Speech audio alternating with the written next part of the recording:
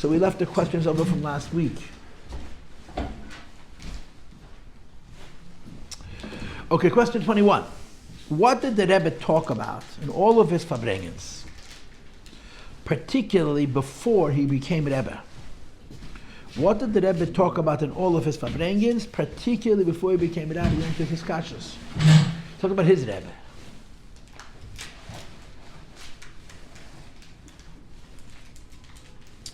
Now, what suggested explanation that I give, please bear in mind, this is just my opinion. It's true, this is just my opinion. I don't know if a lot of people would argue with me, but nevertheless, this is how I feel. The Rebbe talked about his kashas because that was what was on his mind. The Rebbe is Ish Elikim, the Rebbe is a Lakus. A Rebbe is a whole nother kind of beast, altogether. But the Rebbe had a relationship with the Frierdiker Rebbe. And the Rebbe was not the Frierdiker Rebbe's son, he was the Frierdiker Rebbe's son-in-law. And the Rebbe's father, Rabbi Leivik, was Adam Gadol Yossi. He was one of the greatest Chassidim of the Rebbe Rashab. He was a tzaddik and a gon and a kodesh and all the wonderful stuff. The Rebbe, I don't know if you could use the language, transferred his allegiance from his father to his father-in-law, but I think you could say the Rebbe developed his kashas of Frierdiker Rebbe. Meaning, the Frierdiker Rebbe and the Rebbe Rashab was a given. Or the Rebbe Rashab and the Rebbe Rashab was a given. It was a father and a son. The Rebbe, I'm not going to say he necessarily struggled with his kashas, but the Rebbe decided that this is Rebbe for him. And once the Rebbe made the decision that this is Rebbe, the loyalty that came with that has no bounds. And the Rebbe talked about his kashas all the time. Not just in America. You hear stories about the Polish years. When the Rebbe Farbrengt, he talked about Frierdiker Rebbe.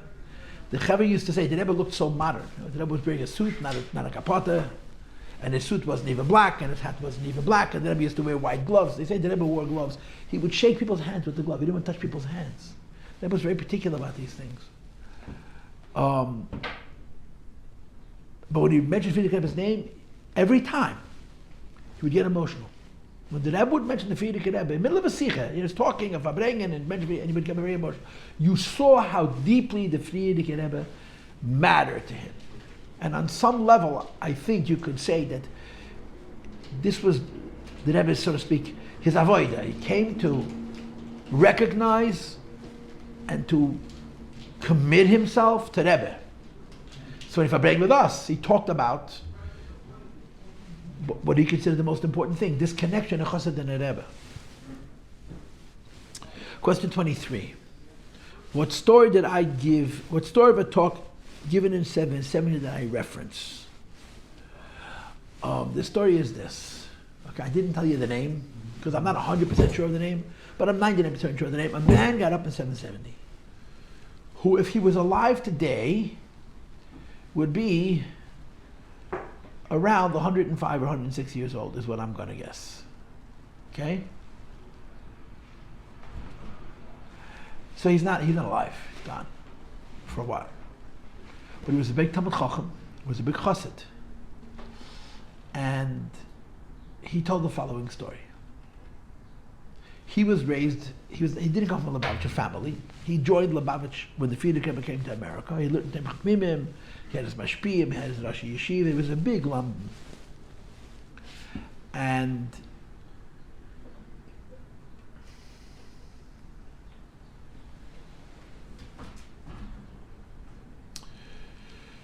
the Frierdiker Rebbe put people to work who were 14. The Frierdiker Rebbe took Bachar of 40 years old, 14-year-olds. The Frierdiker Rebbe worked with whatever he had. The Frierdiker Rebbe did more reckless things than our Rebbe did with the Bachrim. He really did. The Rebbe had certain limits, things he wouldn't do, the Frierdiker Rebbe did. He called in this young man and sent him on a shlichus someplace to do something. And this young man said to the Frierdiker Rebbe, and I quote, "Was will ich haben from them? How is that going to benefit me? Was will ich haben from them?"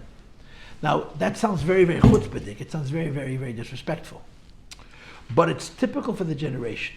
If you understand the generation of the Frierdiker Rebbe, and the whole history of Chabad, if you go back in Chabad to the times of the Alter Rebbe, the Middle Rebbe, Tzemach Tzedek, and Marash, Chassidim were Chassidim because of their own personal growth, their own personal avodah. In other words, the goal of every chassid is to become purer, come closer to the Eibishter, becomes a bigger Talmud Chacham, a better midas, more dvekes nelakus. So the Rebbe calls you in and gives you a shlichus. So he says to the Rebbe, how is that going to help me? The Frierdiker Rebbe did not say a word. He just gave him his eyes. And the Frierdiker Rebbe's eyes, again, I never met the Frierdiker Rebbe, I'm named after him, but people have said the Frierdiker Rebbe's eyes were stronger than the Rebbe's eyes. And I saw the Rebbe's eyes. And the Rebbe's eyes were looking at the sun. You could not look back at the Rebbe. The Rebbe looked at you looked away. A physical force. So if the Frierdiker Rebbe's eyes were stronger than the Rebbe's eyes, it must have been pretty unpleasant. The Frierdiker Rebbe took a look at him. That was the end of the Yechidus. And I don't know what happened. In other words, the Rebbe, somebody once told me that by the Frierdiker Rebbe, if you made one mistake, you were out. If you didn't cooperate 100%, he just didn't use you. He liked you, he'd give you a kiss, give you a piece of cake, but you were no longer the Rebbe. You could almost do no wrong. You can make 100 mistakes and the Rebbe forgave you. But the Frierdiker Rebbe, the Frierdiker Rebbe was incredibly he had a very high standard. So maybe this person lost his opportunity to be a shliach. So this man gets up in 770 and tells a story. In other words, it's admission. It's what they call in America self-incrimination. I went into the Frierdiker Rebbe, and the Frierdiker Rebbe offered me a shlichus, and I said to the Frierdiker Rebbe, how's this going to help me? And then he finished. By this Rebbe, I wouldn't even think to ask that question. I wouldn't even think to ask the question. Why? Because it's been so absolutely established that Chassidus in our generation is doing what you're told. Meaning, I got to daven, I got to learn, I got to do the Eibush, all true.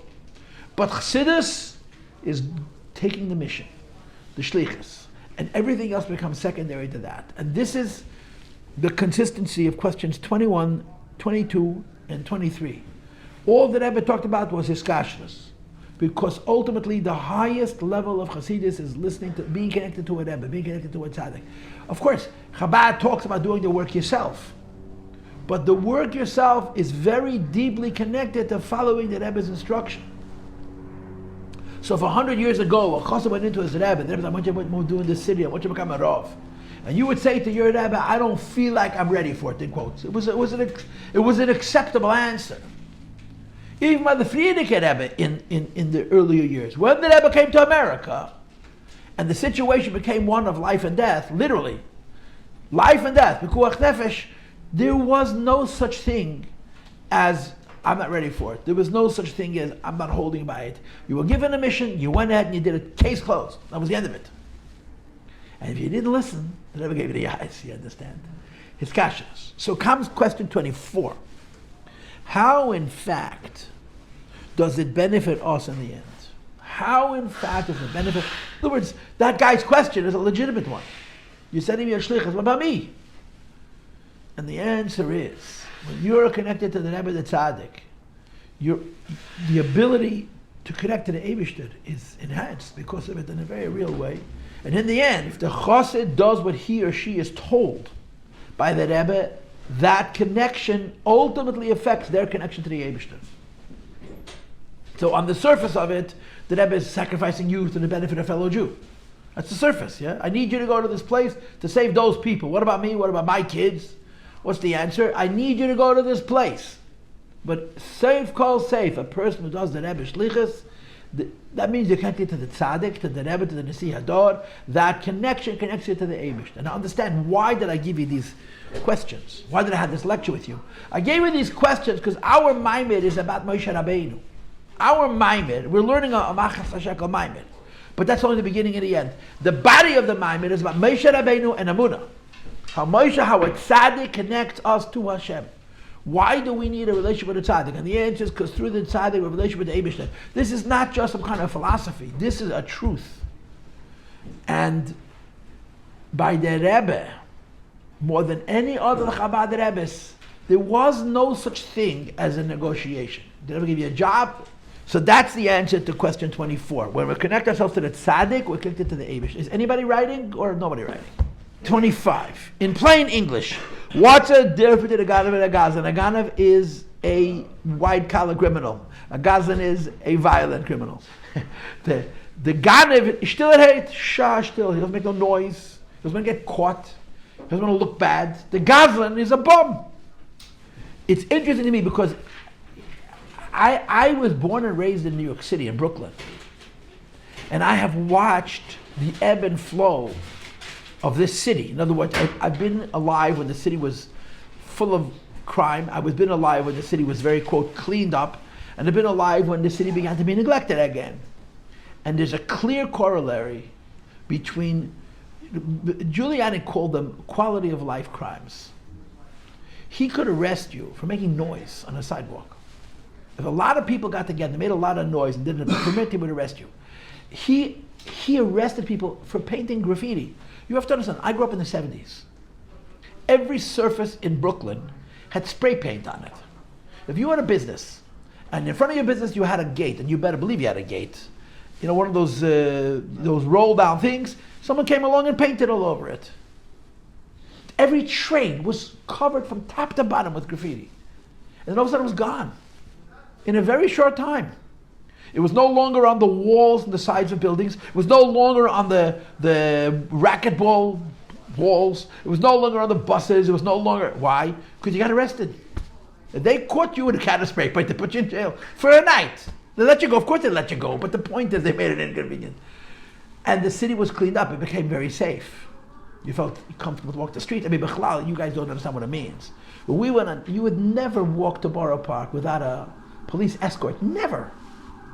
Guys walked to Borough Park. I remember my wife had a baby on a Friday afternoon. I walked back 11 o'clock at night by myself at Borough Park, Crown Heights, and I'm walking and I'm thinking, 20 years ago I would never have dreamed of it.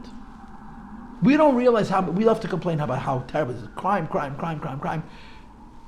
The 70s was a time of crime. The 80s was already residual, very less.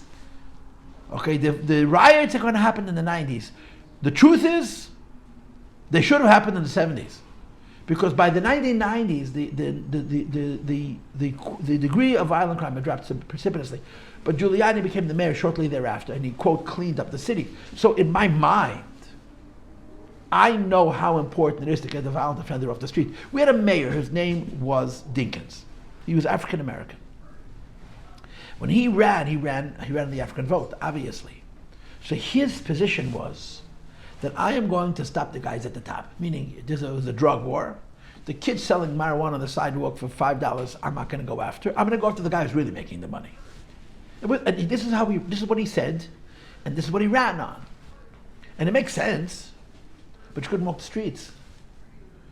Because the bottom line is, the kid who was selling marijuana on the streets of Fire, they were killing each other. Meaning to say that, it's turf wars. This is my corner, someone comes to my corner, sells drugs, bang, bang. You understand? You have to stop the violent crime. So, because of my life experience, I always perceive, from a perspective of society, I'm not talking about the individual. You cannot allow violent criminals to be on the streets, even if they're doing what they call petty theft. They're pulling people's purses.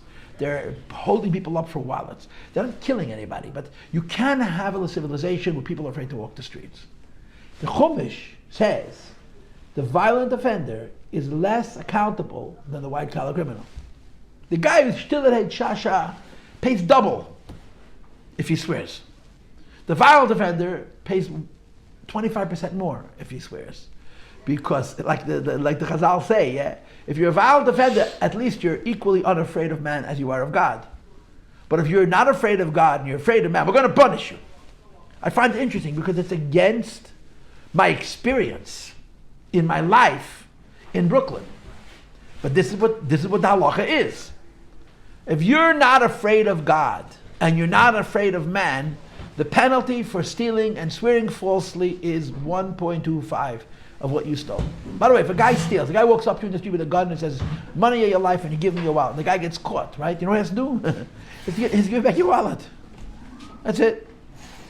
But if he says, I don't have it, and say, you don't have it, you have to swear, and he swears falsely, then it costs him 25% above what he stole, right? But if he doesn't, just here's your wallet back, he goes, I'll steal someone else's.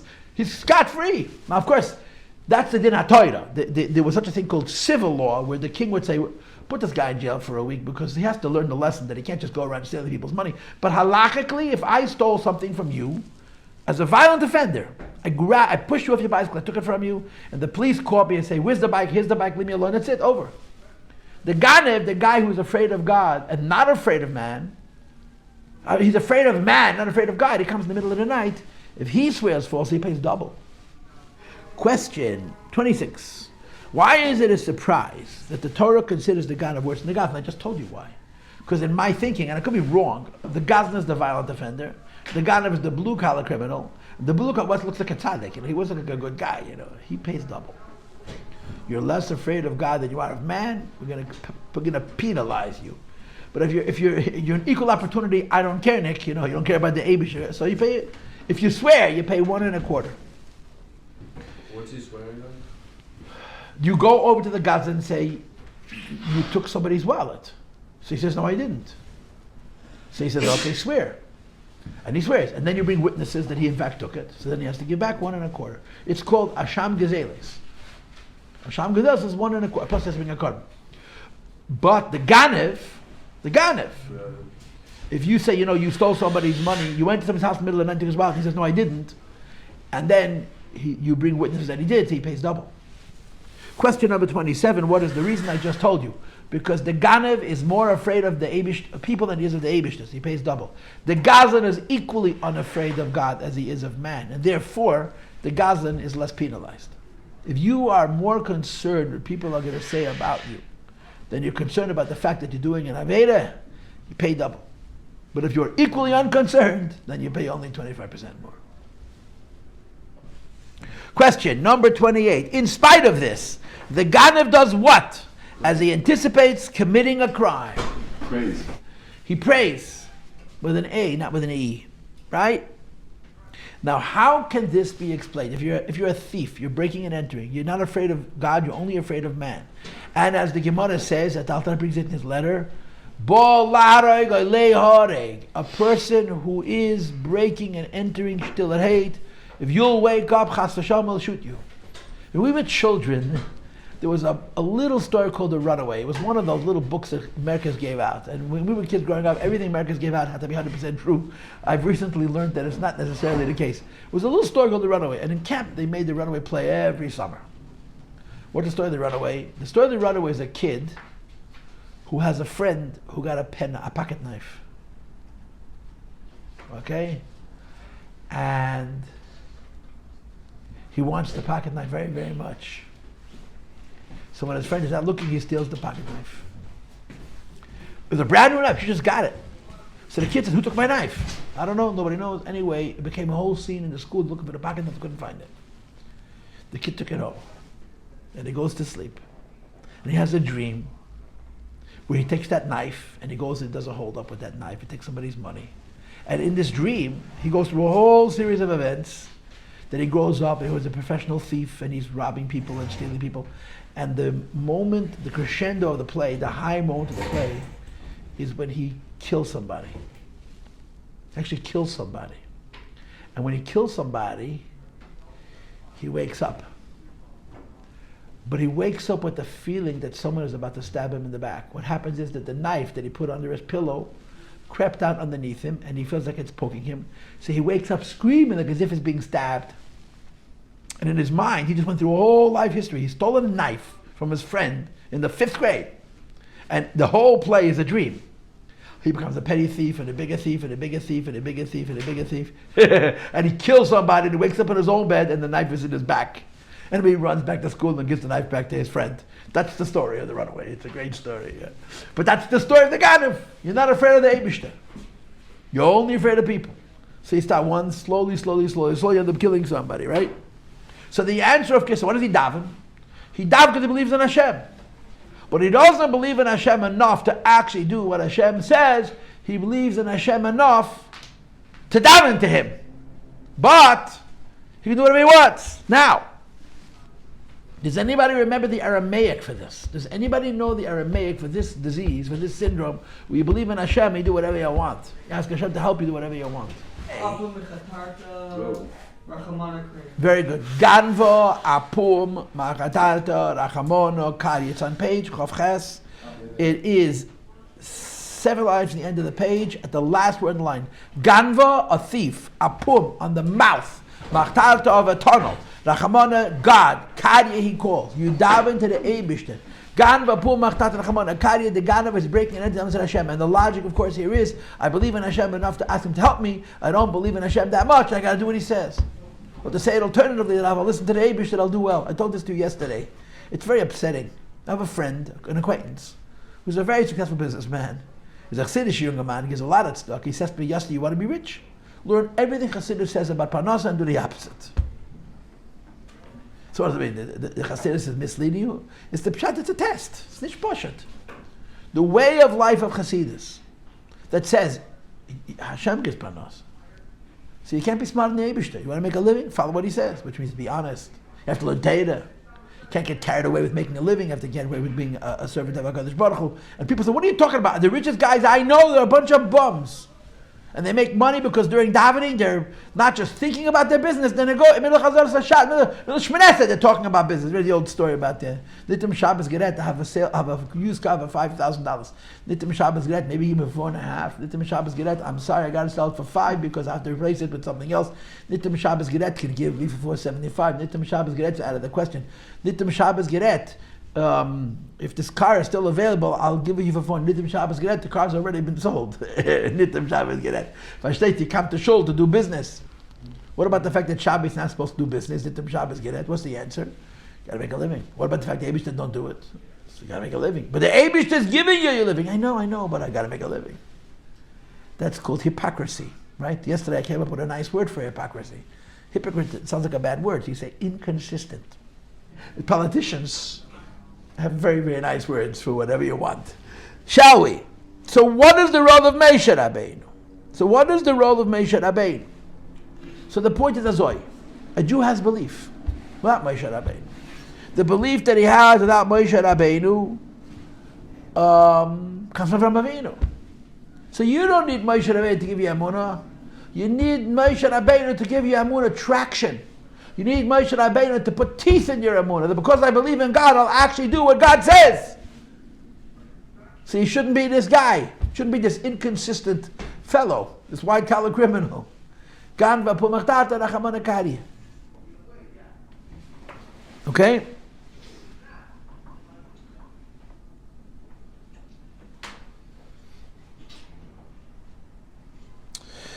"31. Which kind of people are guilty of Ganva, Apum, Maxtata, Rachamana, Kariya?"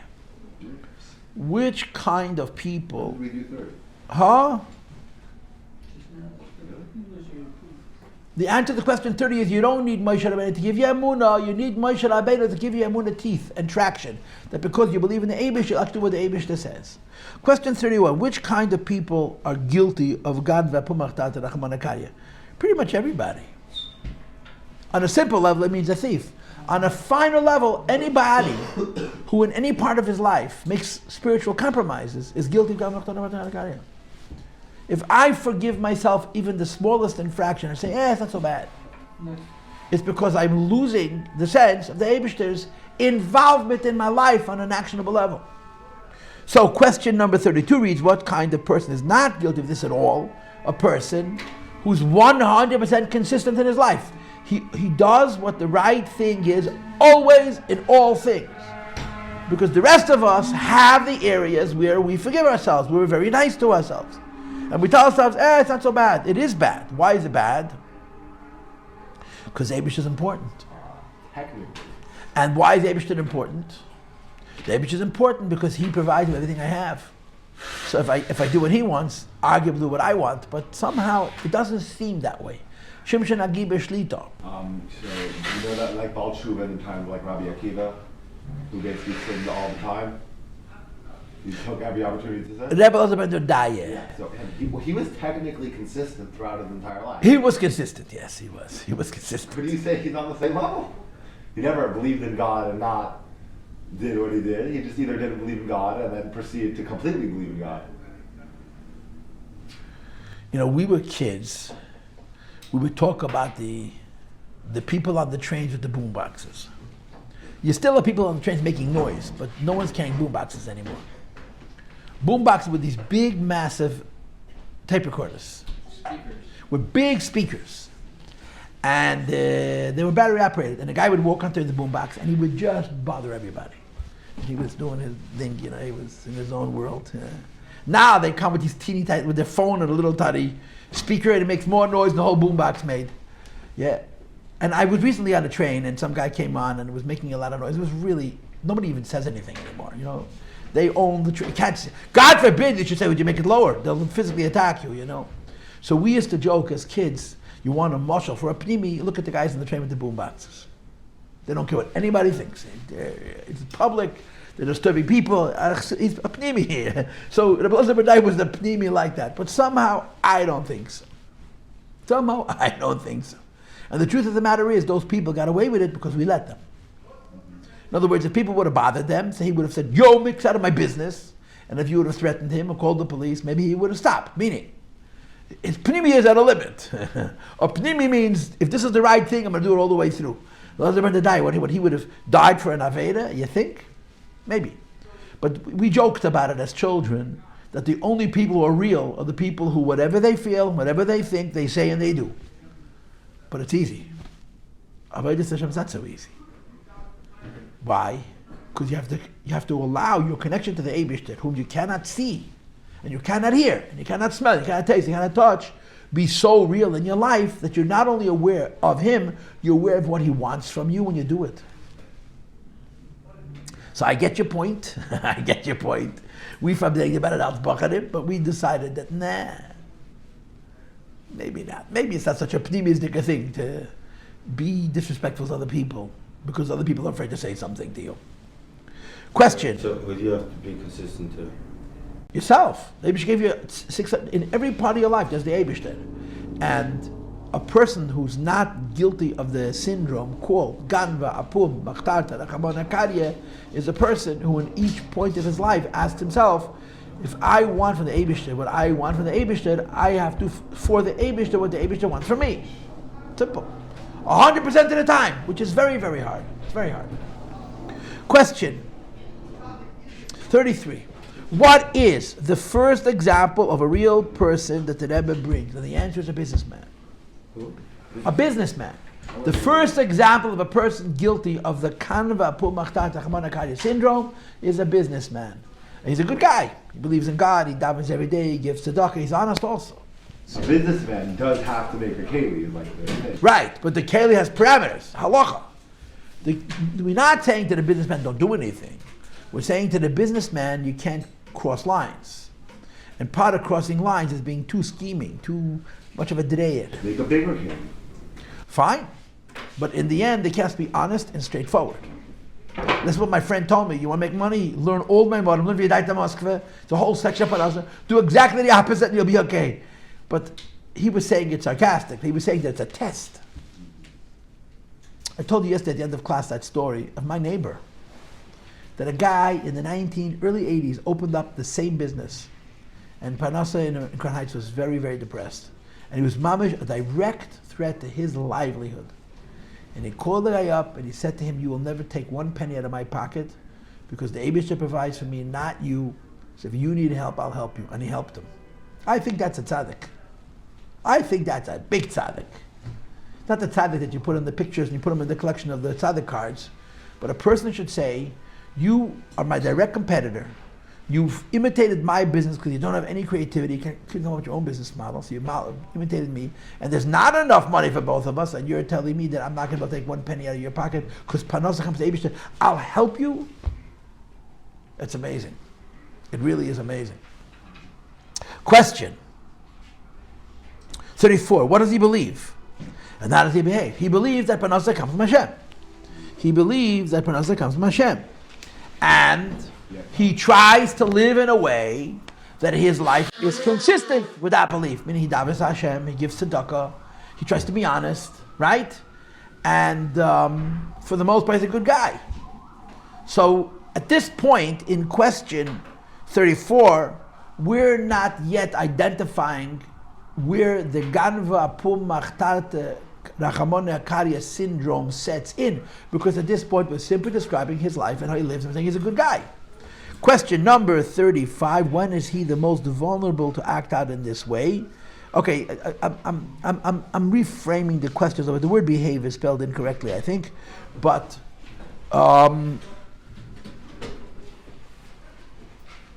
the answer to question 35 is like this. If you make a lot of money, and then one you start making a little bit less, No. you're still making more than most people. But you take for granted they're supposed to make a lot of money. And because you take for granted, Because you compare yourself to yesterday. Right. And you forgot that once upon a time you had no money. So the minute you start losing some of your money, you become very conservative, and you also become very, very a big dreya, tachbulas. Like I told you yesterday, in 2009 when you had the crash, I don't know if Sam Rowe was still alive, the Roars have given the Rebbe probably billions of dollars. They got up to the Kiddush Shluchim and they said, to give tzedakah when things are good is not a trick. The thing is to give tzedakah when things are hard. In other words, when the Roars were at their lowest ebb, they were still richer than most people. But rich people don't think like that. No? I don't understand. If I'm losing, when a rich person says, I can't give you, I have a problem with cash flow, what he's saying basically is, I don't feel rich. He's filthy rich. I don't feel rich because I had a little bit of an ebb, a little bit of a drop. And the Rebbe says, at those moments, you become very conservative and you start using tachbulas. Tachbulas means you start using tricks that are borderline illegal. You start to play games. Why? You're entitled. If you were in the beginning of your financial career, where the kind of money you have would have been incredibly satisfying to you, you would have been very direct. You get spoiled by what you've had, and therefore, when things are a little bit less than they were, you start using all of these schemes. And the Rebbe says, that's when you forget about Hashem. You think you're entitled. You forget about the Eibishter. And the Hebrew word that the Rebbe uses is tachbulas.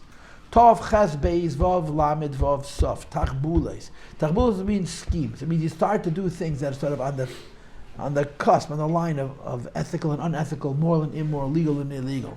Why? Because you're suffering a setback. Question 36.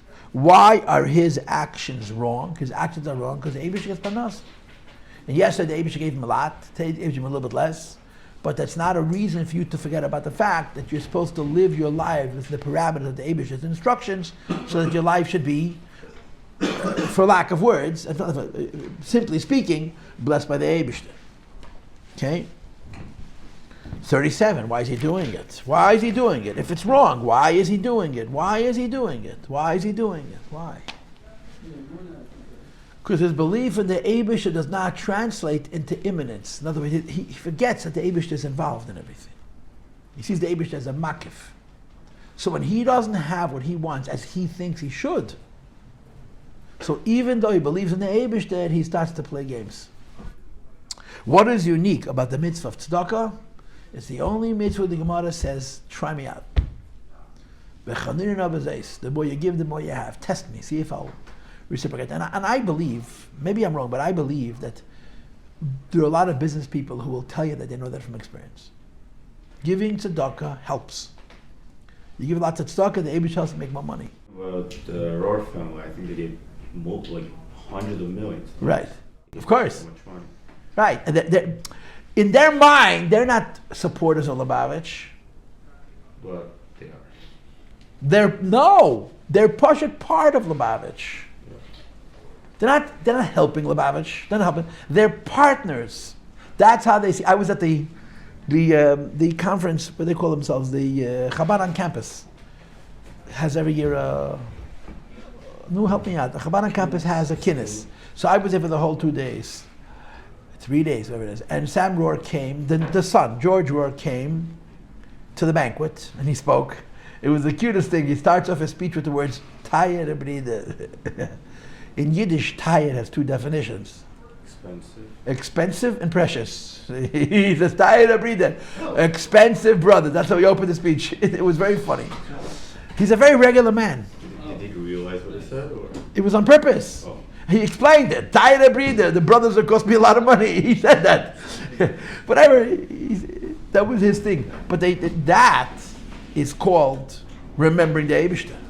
That is called remembering the Eibishter. Verstehst? Now, I should really start the next shtickle, but I'm not. I'm just going to tell you a story and let you go. How do the Roars come to Lubavitch? It's just amazing to me, right? The Rebbe made Moshe Kotlarsky his roving shliach. He went around visiting First he did it in America. Went to all the small states, found Jewish communities, did reconnoitering. He saw what's going on, how many people there are, how many Jews there are, and he sent shluchim to all the small states. Omaha, Nebraska, and Not North Dakota. there's one in North Dakota now. But in the 70s, in the 80s, he did this work, right? When he finished doing the small states in the United States, he started doing the small countries in Central America. And he went from place to place, he met people, and he sent shluchim to, I don't know, Uruguay, Paraguay, Ecuador, Peru, I don't know what. So he was someplace in America, and he got a message from the Rebbe to be in Venezuela before Shabbos. That was the message. I don't know where you are, but get to Venezuela before Shabbos. So he flew to Venezuela. He stopped the shlichus. He was in the middle of doing something. He went to Venezuela, but had no idea why he was there. Was he sent direct, which city to go to? Probably not. Oh. But if you're flying to Venezuela, you're probably flying to Caracas. If you fly to Venezuela, you're probably flying to Caracas. So he comes to the chief rabbi of Venezuela and says, is there anybody here that you would think there's a point in me meeting? He says, oh yeah, it's a guy named Sam Rohr, and he's having a birthday party Sunday night. So he says, how do I get invited to that party? He says, Sam Rohr does not pick up the phone. The only way he communicates is through telegrams. In other words, you live next door to the guy, send him a telegram. That's how he communicates. So send him a telegram that you're here and you'd like to see him. So we sent Sam Rohr a telegram from one hotel to the second hotel, saying, I'm in Venezuela, I'm a representative of Lubavitch, I'd like to meet you. So Sam Rohr sends him back. Sunday night's my birthday party, why don't you show up? That's how the story happened. The Rebbe Poshet made the shidduch. And the biggest donors in Lubavitch, who've given Lubavitch hundreds of millions of dollars, if you know the stories, the Rebbe Poshet aligned A with B. In Russia, what's his name, who gave so much money, Avner, what's his name, Levayev. The Rebbe made that shidduch. The Rebbe had a shliach who he felt is not going to waste the money. He gave him a connection to a very rich man. The Rebbe made the shidduch in the Rebbe's way, The Rebbe didn't say go meet Sam. He said go to Venezuela. So now, okay, so Moshe Kotlavsky met this guy. You heard about it? He met this guy. The Rebbe made the whole thing. I will see you tomorrow morning and we'll learn.